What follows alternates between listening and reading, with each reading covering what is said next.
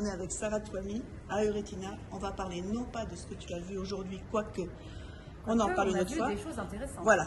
Mais on va parler de ce que tu as publié. Comment est-ce qu'on reconnaît une uvéite d'un mascarade syndrome? Alors là, Isabelle, tu me poses une question difficile. Ça pourrait faire l'objet de tout un talk de 2 heures, très clairement. Moi, je pense qu'il faut garder les choses un peu claires. La première chose à regarder, déjà, c'est les antécédents du patient. Moi, je pense que c'est quelque chose de très important. On a récemment eu une jeune patiente qui s'est présentée avec une uvéite postérieure, une zone de nécrose rétinienne, un petit peu blanchâtre, qu'on a prise pour une nécrose rétinienne virale à juste titre, puisque c'est quelque chose de grave. Donc, elle a eu ses traitements antiviraux par voie intravitréenne et par voie systémique. Et au final, sachez que cette patiente avait une leucémie intraoculaire du segment postérieur. Et si on s'était penché sur ses antécédents, à savoir une leucémie, eh bien peut-être qu'on aurait gagné du temps. Donc pour moi, déjà, l'antécédent du patient prime. Si quelqu'un a déjà eu un cancer, il faut toujours garder dans un coin de tête que l'inflammation que vous voyez peut être liée de façon directe ou indirecte au cancer. Donc ça, c'est une première chose. Alors bien sûr, on n'allait pas voir des cancers chez tout le monde, mais vraiment le garder. Les antécédents. L'antécédent, c'est quelque chose de très important. Ensuite, on a la démographie. La démographie nous dit que dans une certaine population, on va avoir plus de chances ou plus de malchance d'avoir des mascarades syndrome.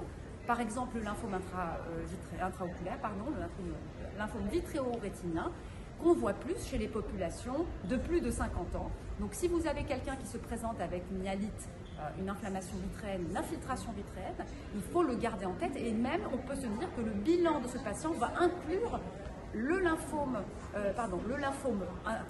intraoculaire qui est corrélé au lymphome cérébral, donc une IRM cérébrale, et très probablement une ponction de chambre antérieure à la recherche de l'interleukine 10. Donc on a dit d'abord les antécédents, ensuite la démographie, et enfin il y a quelques signes cliniques qui peuvent nous orienter. Alors là peut-être qu'on fait appel à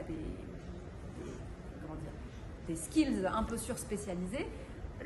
Les caractéristiques cliniques, la présentation de la hyalite peut nous orienter. Une hyalite à gros grains, une hyalite de disposition en bouée périphérique, ce sont des choses qui peuvent nous orienter déjà vers un lymphome intraoculaire.